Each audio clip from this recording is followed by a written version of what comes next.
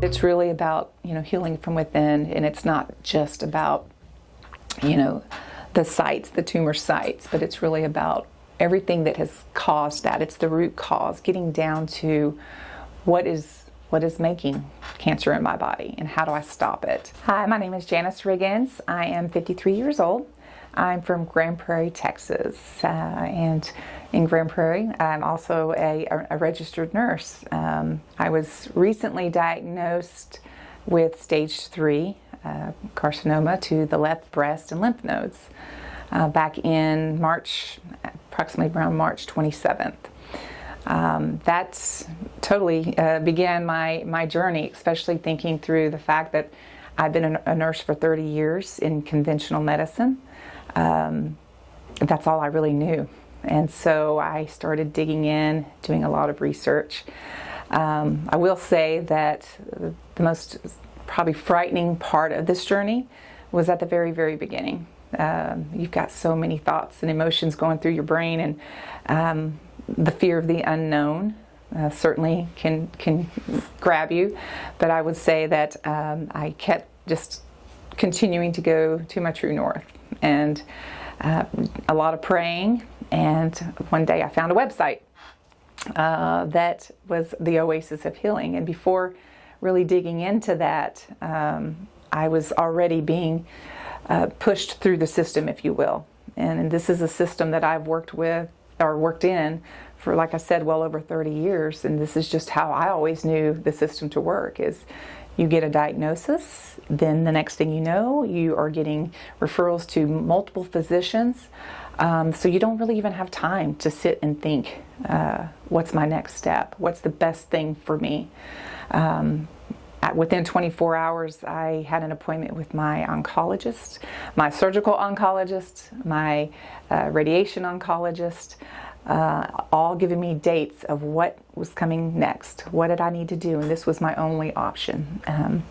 As part of my diagnosis, I was also triple positive. So that was another thing that in my mind was fearful, because they kept telling me that, only 10 to 20% of cancers in women are this type. And so we have to be aggressive quickly.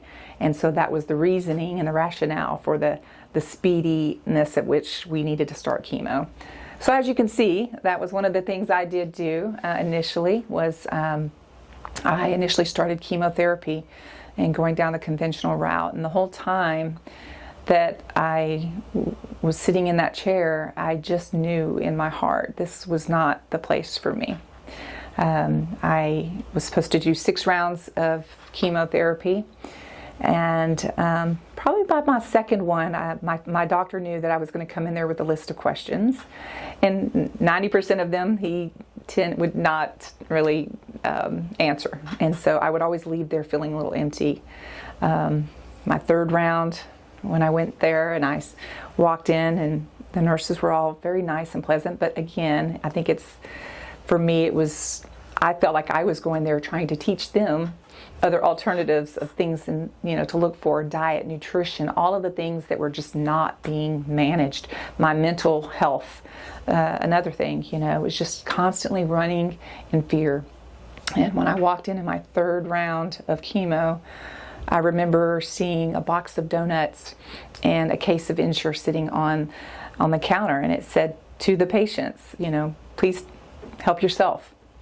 And I just remember asking that day, that's full of sugar. Is that really what this plan is all about? And they were like, well, it comes from vendors. We just want to share. And that just hit home for me. I thought, how simple of, just the diet, the sugar. I went home and I told my husband, I said, I don't want to do this anymore. And of course, in his mind, he thought, you're giving up. You're giving up too soon. And I said, no, I need a fresh start. This is not for me. And that's really when I started digging in and looking for other alternative, ways to heal my body and to heal my mind. So I went back to that Oasis of Healing website that I saved.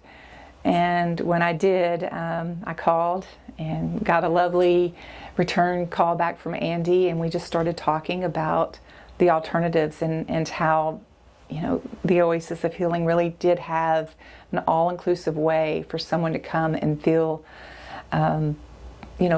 take control of their mind, body, and spirit. And that was really what I was starving for. Prior, I went through the PET scans and the MRIs and the biopsies, and every time I would go through one of these treatments or diagnostics, I felt like I was doing more harm than good. And I remember my last biopsy, right before my fourth treatment, inflammation occurred, and then I started feeling more lumps. So there was this sense of anxiety that you just couldn't run away from, and it was frightening.